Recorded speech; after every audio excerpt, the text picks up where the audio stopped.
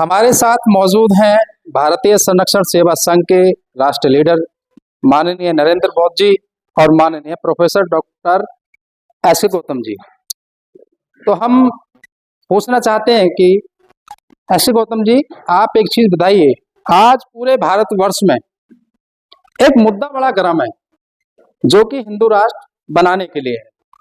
तो आप कैसा हिंदू राष्ट्र चाहते हैं जो ये बने?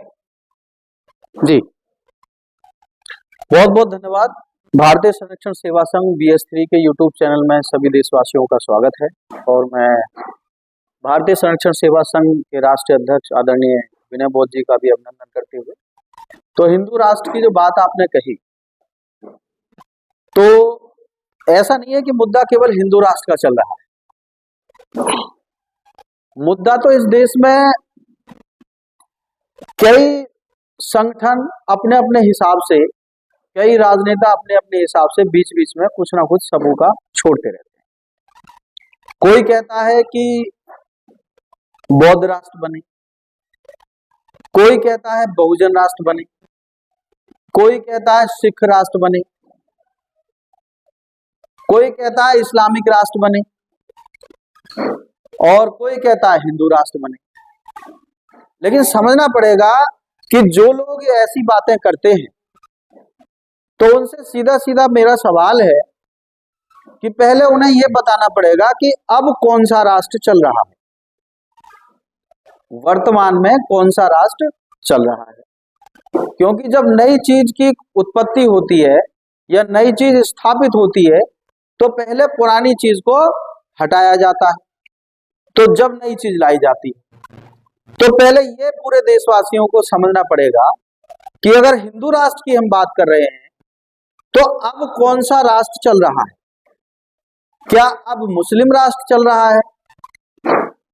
मतलब सभी जगह, सभी राज्यों में, सभी जगह क्या इस समय मुगलों का, मतलब मुगलों का राष्ट्र है, मुगल ही शासन कर रहे हैं यहाँ पे, या फिर अंग्रेजी ब्रिटिश राष्ट्र चल रहा है, यहाँ पे अंग्रेजों का शासन है? मतलब कहीं ना कहीं कुछ ना कुछ मतलब स्पष्ट करना पड़ेगा कि किस चीज को बदल के किस चीज को स्थापित करना चाहते हो। अगर ऐसा नहीं है तो फिर तो इसका मतलब ये कोरी राजनीति है, ये केवल सबूके हैं, इनका कोई भी आधार नहीं है। क्योंकि अगर हिंदू राष्ट्र की बात आप करते हो, तो केवल हिंदू राष्ट्र की तो आप बात करते हो, लेकिन परिभाषा उसकी नहीं बताते, उसकी डेफिनेशन नहीं बताते कि हिंदू राष्ट्र में होगा क्या। आज हमारा जो भारतीय संविधान है, या मैं दूसरे लहजे में कहूं कि अंबेडकर राष्ट्र जो चल रहा है, तो खासकर जो पीड़ा इसलिए है क्योंकि भारतीय संविधान जो है सभी धर्मों को, सभी जातियों को समानता की बात करता है कि सबको समान अधिकार मिले, सबको सम्मान मिले, बराबरी का, सबको अपनी पूजा पद्धति मान्यताओं को मानने की पूरी आजादी हो। तो इसके इतर अंबेडकर राष्ट्र के विरोध में जो अन्य राष्ट्र की बात करते हैं, तो मेरा उनसे ये सीधा सवाल है कि उनके राष्ट्र में क्या ऐसा होगा कि सबको सम्मान मिले? अगर सबको सम्मान की बात करते हैं तो फिर वो तो अंबेडकर राष्ट्र में पहले से ही है। आज संवैधानिक राष्ट्र है, अंबेडकर का राष्ट्र है, बाबा साहब अंबेडकर का संविधान चलता है, तो अंबेडकर राष्ट्र हुआ ना। तो अंबेडकर राष्ट्र को बदलने की क्या आवश्यकता है? हमारा सीधा सीधा सवाल ये है। सर, आज आप कहीं पर भी देखो जी, जातीय शोषण चरम पर है।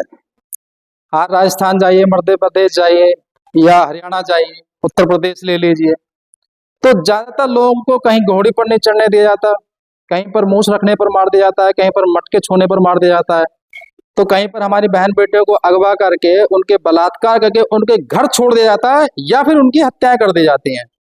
तो क्या ऐसा हिंदू राष्ट्र में होगा या नहीं होगा?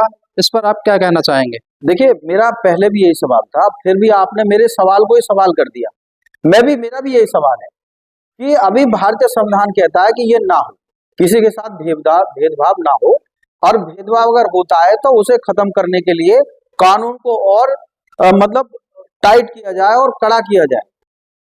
तो हिंदू राष्ट्र में यही हम पूछना चाहते हैं कि हिंदू राष्ट्र में क्या होगा, मतलब और क्या करना चाहते हो आप क्या खुली छूट दे दोगे? कि नहीं ऐसा ऐसा लागू हो जाए। अंबेडकर राष्ट्र कहता है कि नहीं ऐसा नहीं होना चाहिए, भेदभाव नहीं होना चाहिए। तो क्या हिंदू राष्ट्र होने के बाद आप कह दोगे कि ऐसा होना चाहिए? अगर आप कहते हो कि ऐसा नहीं होना चाहिए तो फिर बदलने की क्या आवश्यकता है, क्योंकि ऑलरेडी ये नियम तो है। तो ऐसा क्या नया आप करेंगे? आप करना क्या चाहते हो? केवल ये कह देना कि हिंदू राष्ट्र बनाएंगे और परिभाषा बताना ही, तो ये तो इसी तरह की होगी। मुझे एक छोटा सा उदाहरण मुझे याद आ रहा है, एक छोटी सी मैं एक इसके ऊपर उदाहरण दूंगा कि कुछ बच्चे, एक परिवार में कुछ बच्चे परेशान थे, वो बहुत व्याकुल थे, रो रहे थे, झगड़ रहे थे और वो जिद कर रहे थे कि हम बहुत परेशान है पापा, अपने पापा से शिकायत कर रहे थे। तो उसके पापा को बोला कि यार इनकी परेशानी तो मैं सॉल्व कर नहीं सकता, तो अब इन्हें कैसे बहकाऊं? तो उन्होंने बोले कि ऐसा नाम लेके आऊं नरेंद्र जी, कुछ ऐसा कहूं जो ये मतलब खुश हो जाएं। तो उन्होंने, उसके पापा ने बोला यार मैं इनकी परेशानी तो सॉल्व कर नहीं सकता, ये दुखी बहुत है। तो बच्चे जब रो रहे थे, परेशान थे, तो उन्होंने बच्चों से बोला कि बच्चों चुप हो जाओ, मैं आपके लिए कुचल्ला लेके आऊंगा।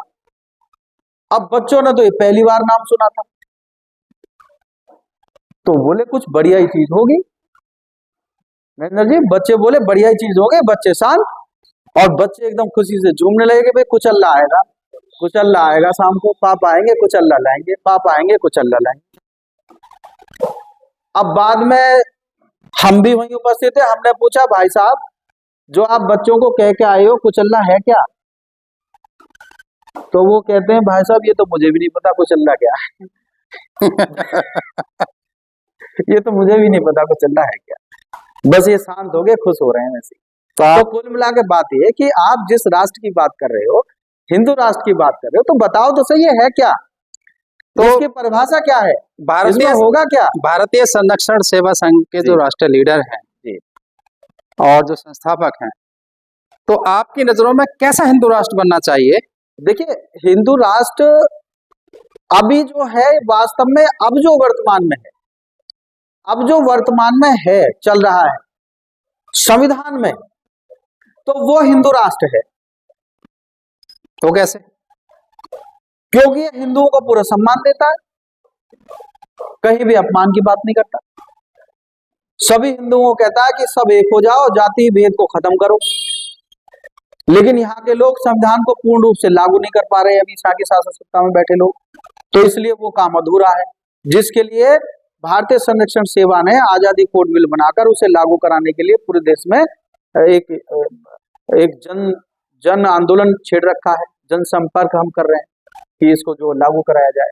देखिए भारतीय संविधान जो है उसमें केवल और केवल हिंदू राष्ट्र ही नहीं है, उसमें बौद्ध राष्ट्र भी है, उसमें मुस्लिम राष्ट्र भी है, उसमें सिख राष्ट्र भी है, उसमें जैन राष्ट्र भी है, उसमें पारसी राष्ट्र भी है, और तो और इसमें जो विदेश से लोग आ रहे हैं, हमारी मिट्टी पर जो विश्वास कर रहे हैं, जो यहाँ के नागरिक बन रहे हैं, तो ये उनका भी राष्ट्र है। तो ऐसा हमारा भारतीय संविधान की परिभाषा है, ऐसी भावना है। तो भारतीय संविधान को जब लागू कर देंगे तो ये ऑटोमेटिकली जो समझना चाहता है उसका राष्ट्र बन जाएगा। हिंदू कहेगा कि हाँ हिंदू राष्ट्र, लेकिन इसको ईमानदारी से लागू तो करो। अभी तो हिंदू वैसे ही खुश हो रहे हैं, अरे पहले हिंदू बनो तो सही। भारतीय संविधान का जो आर्टिकल 18 कहता है कि उपाधियों का उन्मूलन हो, जो आगे पीछे नाम के आगे पीछे जो आप लगाते हो सरनेम, तो केवल शैक्षणिक और सैन्य उपाधियों के अलावा कोई भी उपाधि लगाना गैर कानूनी है, ये मान्य नहीं है। तो आप केवल इसको ही लागू कर दो तो ही सब हिंदू कहोगे अपने आप को। लेकिन आप क्या कहते हो? अब तो ये कहते हो कि कोई अगर कमरा किराए पे भी लेने जाता है तो उससे पूछते हो भाई कौन हो, तो सामने वाले ने कहा कि मैं हिंदू हूँ, कहने हिंदू तो हो लेकिन हो कौन?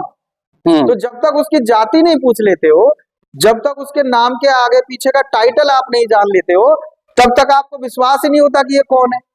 तो अगर हिंदू ही आपकी परिभाषा है तो केवल हिंदू कहने मात्र से ही आपका कॉलम पूरा हो जाना चाहिए था, लेकिन ऐसा है नहीं।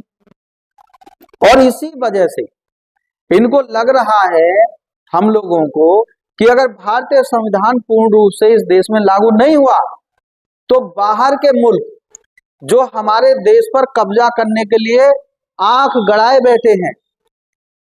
ऐसे भी मुल्क हैं जो आज भी हमारे देश पर काबिज होना चाहते हैं।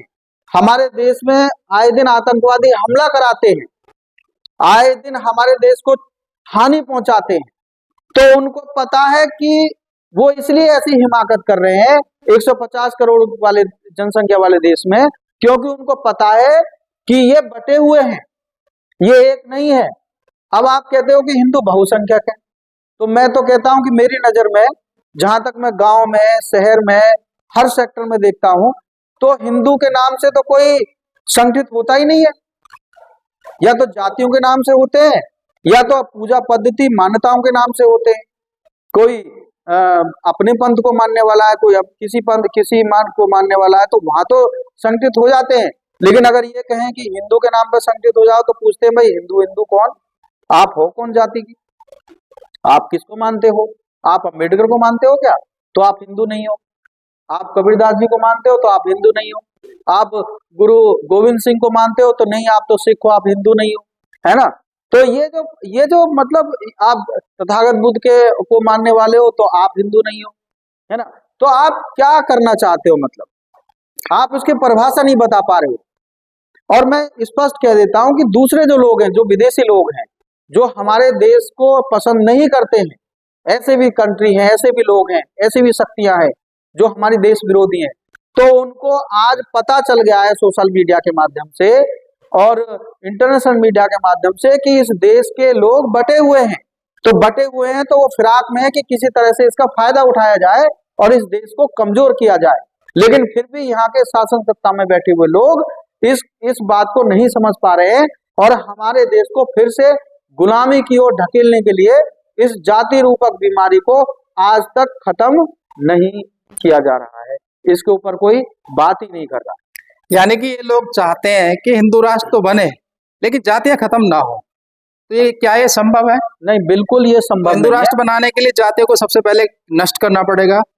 देखिए, जातियों को नष्ट किए बिना ये देश राष्ट्र नहीं बन सकता, कम से कम। क्योंकि राष्ट्र की पहली परिभाषा ये होती है कि अगर कहीं भी किसी व्यक्ति के साथ अन्याय होता है उस देश में, तो किसी भी क्षेत्र में रहने वाला व्यक्ति और किसी भी क्षेत्र में रहने वाले व्यक्ति के साथ अगर अन्याय होता है तो उसके प्रति पूरी संवेदना होनी चाहिए कि भाई मेरे देश के व्यक्ति के साथ अन्याय हुआ है, वो खड़ा है, तब राष्ट्र बनता है। लेकिन हमारे यहाँ बिल्कुल उल्टा है। हमारे यहाँ जब अन्याय होता है तो देश, अलग अलग देश की या प्रदेश की बात तो छोड़ो, गांव में ही छोटी सी एक कड़ी होती है गांव, तो गांव में या मोहल्ले में जब अन्याय होता है तो वहां भी हम ये नहीं देखते कि देश के व्यक्ति के साथ अन्याय हुआ है, वहां भी हम ये देखते हैं कि भाई किस बिरादरी का व्यक्ति है जिसके साथ अन्याय हुआ है, क्या हमारा है या कोई और है, या किस धर्म का है जिसके साथ अन्याय हुआ है, किस मान्यता को मानने वाला है जिसके साथ अन्याय हुआ है, तब तो हम उसके लिए न्याय के लिए आवाज उठाते हैं। अगर हमें लग रहा है कि नहीं हमारा नहीं है, हमारी जाति का नहीं है, हमारे धर्म का नहीं है, हमारी मान्यता का नहीं है, हमारे विचारों का नहीं है, तो हम उसके साथ खड़े नहीं होते, उसके प्रति हमारे दिल में कोई संवेदना नहीं, तो ऐसे तो राष्ट्र बनेगा नहीं। राष्ट्र की परिभाषा ही और होती है। भारत का संविधान कहता है कि हम भारत के लोग, केवल वो हम भारत के लोगों की बात करता है, बाकी जाति धर्म संप्रदाय इन सब की बात नहीं करता। तो इसको लागू क्यों नहीं किया जा रहा है? इसके लिए कानून बनाया जाए, आजादी कोड बिल को लागू कराया जाए, तब जाके इस देश में समतामयी अखंड भारत का निर्माण होगा। बहुत बहुत धन्यवाद आपका। जी जी।